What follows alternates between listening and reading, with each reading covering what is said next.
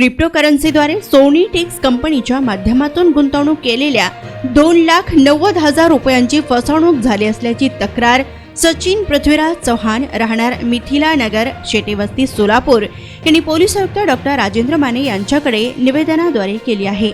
आयुक्तांकडून चौकशीसाठी हा अर्ज आर्थिक गुन्हे शाखेकडे वर्ग केलाय।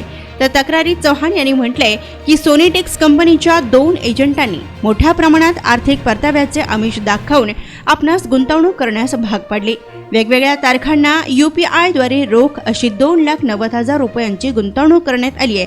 त्यानंतर कंपनीच्या वरिष्ठांनी भेट घालून दिली। मोबाईलमध्ये कंपनीचे ॲप डाउनलोड करून देऊन पैसे भरून घेतले व कंपनी देशात परदेशात गुंतवणूक करते। कंपनीचे कॉइन्स घेतल्यावर खूप पैसे मिळवता येतील असे प्रलोभन दाखवण्यात आले आहे। खासगी वाहिनीवरील मुलाखती, क्रिप्टोकरन्सीची माहिती देणारे फोटोज व 100 दिवसात पैसे दुप्पट अशा भूलथापांमुळे मी गुंतवणूक केली। गुंतवणूक केलेल्या रकमेच्या परताव्याची मागणी करण्यासाठी पुणे येथील कार्यालयात गेल्यानंतर तेथे टाळाटाळ होत असल्याचं तक्रारीत चव्हाण यांनी म्हटलंय। माझं नाव जयराज गोयल।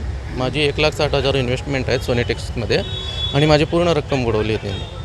मला लाच दिला होता की तुमचे पैसे 20 महिन्यामध्ये 10 पट होतील असं सांगून मला त्यांनी त्यांच्या ॲपमध्ये गुंतवणूक करून घेतली आणि आज त्याची व्हॅल्यू नाही, ॲप पण आमचं ओपन होत नाही आणि त्यांचाही रिप्लाय आम्हाला काही मिळत नाही। आम्ही आमच्या मित्रामार्फत त्यांना कॉल लावतो आहे, तर उडवाउडवीची उत्तर देतो, आज देतो आहे, उद्या देतो आहे, गुरुवारपर्यंत भेटू आपण, गुरुवारी तुम्हाला ट्रान्सफर करू, गुरुवारी तुम्हाला पैसे देऊ, असं त्यांचं उत्तर दर 1 महिन्याला त्यांचं नवीन काहीतरी आम्हाला। साधारणतः सोलापूर जिल्ह्यातील किती जणांनी इन्व्हेस्टमेंट केलेली?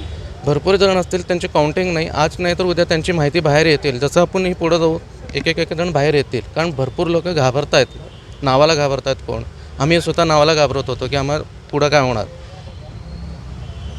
काय नक्की प्रकार घडलेला आहे, काय सांगाल आणि आपण कशा पद्धतीने दाद मागितलेली आहे? माझं नाव सचिन पृथ्वीराज चव्हाण, राहणार सोलापूर, वय 45 वर्ष। 2021मध्ये आम्ही सोनीटेक्स कंपनीमध्ये पैसे गुंतवले होते। गुलबर्ग्यामध्ये गेल्यानंतर आम्हाला ॲडव्होकेट श्रीमंत पवार यांनी या कंपनीबद्दल माहिती दिली होती। आमचं त्याच्यामध्ये काही इंटरेस्ट नव्हतं, कारण क्रिप्टोकरन्सी हा पहिल्यांदाच आम्ही ऐकलं होतं। मग त्यांनी काय केलं, सोलापूरमध्ये त्यांचे जे एजंट आहेत, जे स्वतःला फाउंडर मेंबर म्हणून घेतात, संजय चव्हाण आणि राजकुमार चव्हाण राहणार अक्कलकोट, यांना माझा नंबर त्यांनी फॉरवर्ड केला। फॉरवर्ड केल्यानंतर ते मला भेटायला घरी आले। घरी येऊन त्यांनी मला कन्व्हिन्स केलं की ही खूप मोठी कंपनी आहे, ॲडव्होकेट आहेत स्वतः संतोष स्वरात, त्यांना नेल्सन मंडेलाकडून डॉक्टरेट पदवी मिळालेली आहे, शेअर मार्केटमध्ये त्यांचं खूप वर्षाचा अनुभव आहे आणि सरांनी सोनीटेक्स कंपनीमार्फत STXC कॉईनचं लॉन्च केलेलं आहे। त्याच्यामध्ये तुम्ही आज इन्व्हेस्ट केले तर तुम्हाला भविष्यात ही कॉईनची किंमत आम्ही 1 लाखपर्यंत घेऊन जाणार आहे, जेणेकरून त्याचा परतावा तुम्हाला मोठ्या प्रमाणात मिळू शकेल असं म्हणून त्यांनी आमच्याकडून इन्व्हेस्टमेंट करून घेतली। मग त्यांनी हे पण दाखवलं की सोलापूरमध्ये आणि जिल्ह्याबाहेर राज्याबाहेर पण लोकांना बुलेट, फॉर्च्युनर कार असे गिफ्टमध्ये देण्यात आले होते। मोबाईल फोन, टॅबलेट, लॅपटॉप वगैरे असे देण्यात आले होते। मग त्याच्यानंतर परत त्यांनी काय केलं, शुभमश्रीमध्ये एक कार्यक्रम घेतला इथं। शुभमश्रीमध्ये जवळपास 500 लोकांच्या वर इथं हजेरी होती लोकांची। त्याच्यामध्ये परत ते इव्हेंट होतं, प्रमोशनल इव्हेंट होतं त्यांचे। त्याच्यामध्ये त्यांचे इंटरनॅशनल वक्ते, जे स्पीकर असतात, तुम्हाला मोटिवेट करणारे मोटिवेशनल स्पीकर आले होते। फसवणूक कशा पद्धतीने आपली झाली? हो सर, हेच फसवणूक या पद्धतीने करायचे सर कार्यक्रमाला। बरं, मग त्यांनी काय केलं सर, मग त्यांनी मेगावर्स ही कॉईन लॉन्च केली। मेगावर्समध्ये त्यांनी काय केलं, 100 दिवसात पैसे डबल ही स्कीम लॉन्च केली। पुण्याच्या खराडी येथे मोठा इव्हेंट घेण्यात आला, तिथे ॲप लॉन्च करण्यात आला। हे काय करायचे सर, आमच्याकडून पैसे घ्यायचे आणि मोबाईल आमच्या हातातून घ्यायचे, पासवर्ड आणि लॉगिन ID त्यांच्याकडे ठेवायचे, आमच्याकडे ठेवायचे। आम्ही विचारलं सर तुम्हाला पासवर्ड आम्ही का द्यायचं, तर ते म्हणायचे की एखाद्या वेळेस तुमचं पासवर्ड लॉगिन ID हरवलं तर ते सगळे कॉईन तुमचे डिलीट होतील, त्याच्यामुळे आमच्याकडे तुम्ही ठेवणं गरजेचं आहे। त्याच्यामध्ये ते आमच्याकडून इन्व्हेस्टमेंट घ्यायचे, जे कोणी तुमचे नातेवाईक असतील त्यांचे नंबर आमच्याकडून जबरदस्तीने घ्यायचे। आम्ही नाही म्हटलं तरी तुम्ही द्या, आम्ही त्यांना कन्व्हिन्स करतो, ते झाले तर ठीक आहे, नाही झाले तर ठीक आहे असं म्हणून ते कन्व्हिन्स करायचे। आणि सगळ्यात मोठं त्यांनी काय केलं सर, शिववर्स ही प्रोजेक्ट लॉन्च केले छत्रपती शिवाजींच्या नावावरती। आणि त्या प्रोजेक्टवरती त्यांनी काय केलं, छत्रपती शिवरायांचे किल्ले, गड किल्ले हे तुम्हाला आभासी दुनिया त्यांनी तयार केली, मेटावर्स म्हणून एक दुनिया तयार केली।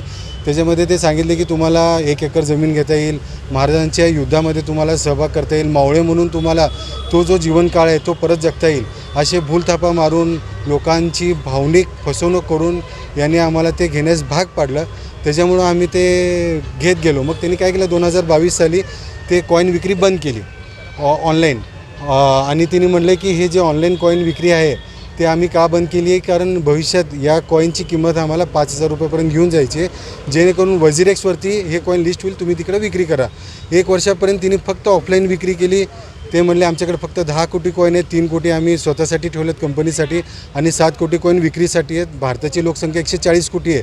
एक कॉईन म्हणले तरी एकाला मिळणार नाही, तर तुम्ही आता इन्व्हेस्टमेंट केलं तर भविष्यात तुम्हाला याचा मोठ्या प्रमाणात परतावा मिळेल, असं भूल थापा मारून त्यांनी इन्व्हेस्टमेंट करून घेतली सर. तुम्ही किती रुपयाची इन्व्हेस्टमेंट त्याच्यामध्ये 2,90,000 बुडालेले आहेत? 2,90,000 सगळेच बुडाले सर, पैसेच मिळाले नाहीत आम्हाला. आम्ही तेच म्हणतो ना सर. मग तिने कॅपिंग केली. अचानक एक दिवस आम्हाला कळालं की कॉईनचा रेट 6 रुपयावरती आला आहे. मग आम्ही त्यांना विचार नाही केली, काय सर म्हणलं तुम्ही 5,000पर्यंत कॉईनचा रेट घेणार होता, डिसेंबरपर्यंत आम्हाला विक्री करण्यास मनाई केली. अचानक नोव्हेंबरमध्ये त्यांनी मी पोर्टल ओपन केलं आणि ते कॉईन पडलं, तर आम्हाला हे स्कॅम झालेलं आमच्या लक्षात आलेलं. आमचे पैसे आम्ही परत मागायला सुरुवात केली. याबाबत पोलिसांकडे काय तक्रार केलेली आहे का? 2 तारखेला आम्ही साहेब पोलिसांकडे तक्रार केली. यांना विचारणा केली तर ते म्हणतात की साहेब दुबईला गेलेत, साहेब थोरात साहेब इथं नाहीत. मग हे वेळोवेळी विचारणा करूनसुद्धा ते आम्हाला पैसे परत देत नसल्यामुळं मग आम्ही लास्टला CP साहेबांसमोर 2 तारखेला तक्रार दिली सर.